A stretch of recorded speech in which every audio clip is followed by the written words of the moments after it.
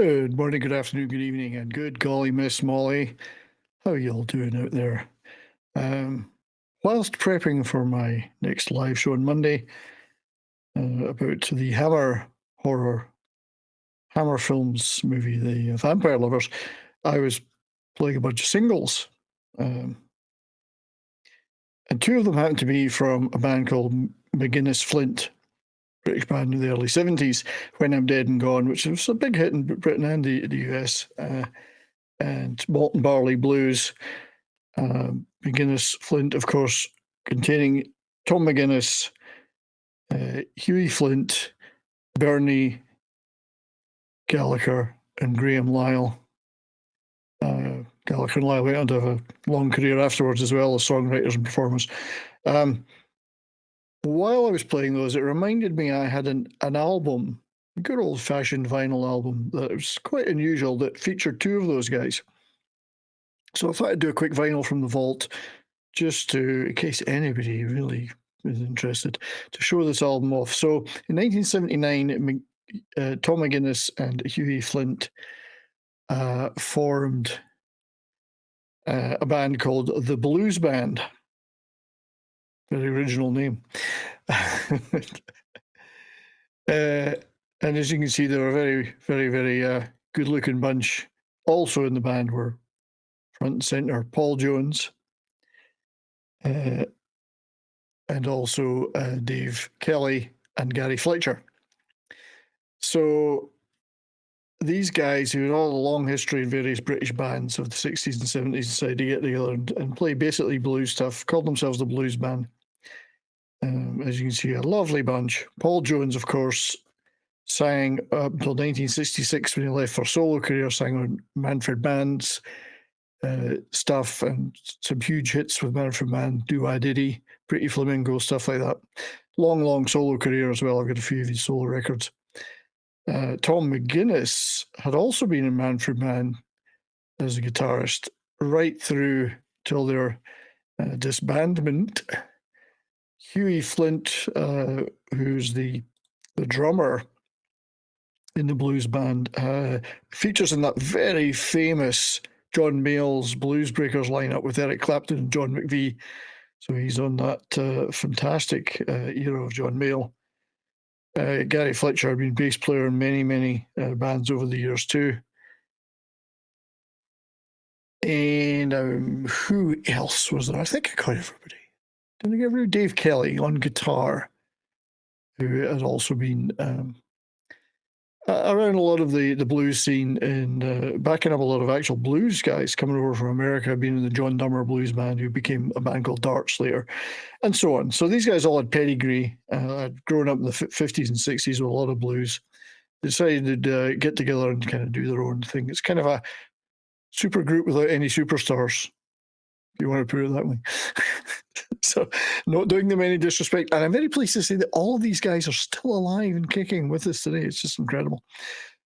So they started out by, this was still an era in 1979, 1980, where you could you could still make your own vinyl too, records too, now if you guessed, if you really tried.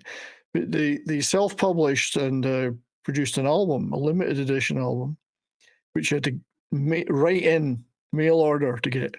And it was called the Official Blues Band Bootleg Album. This was their first album. They later released an official version of it on an actual major record label.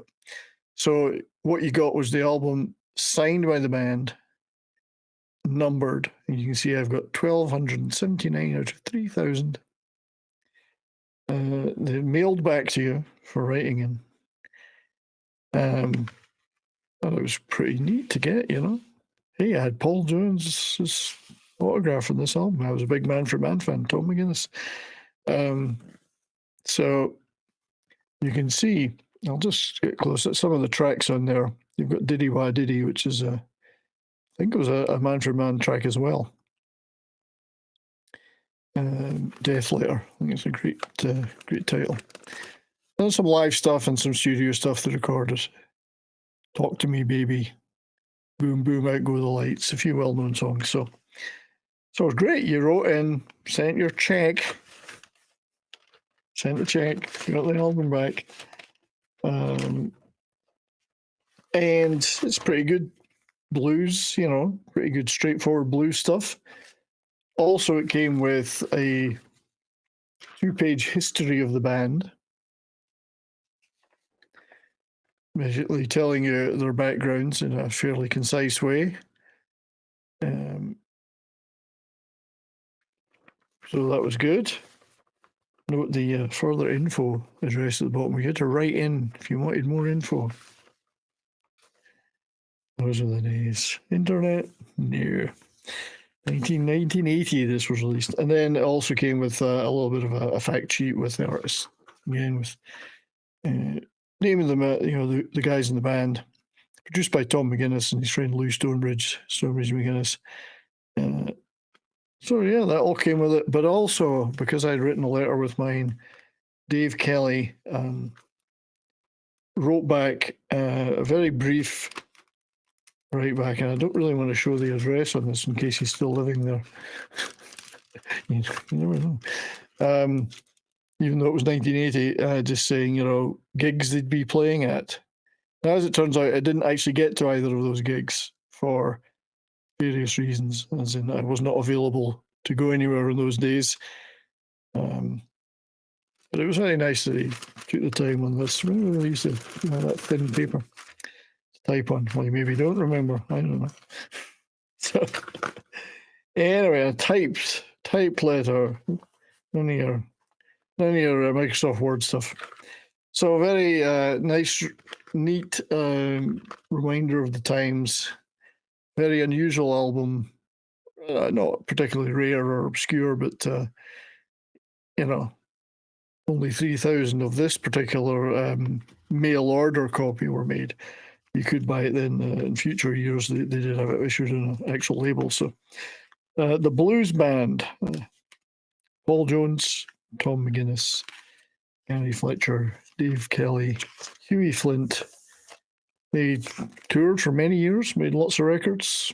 I believe they're mostly retired now. I think Paul Jones and Dave Kelly might still be going out as various other combinations. So there it was, today's Vinyl from the Vault, which had somehow popped into my head listening to an actual other band that just happened to have two of the same members. So thank you for watching. I'm sure there'll be more Vinyl from the Vault going forward. Please check out my Twitter, because every day on there I post a piece of vinyl from my collection. Right now I'm working my way through the 12-inch singles. So check that out. But anyway, thanks for watching. Stay well, but most importantly, keep on rocking.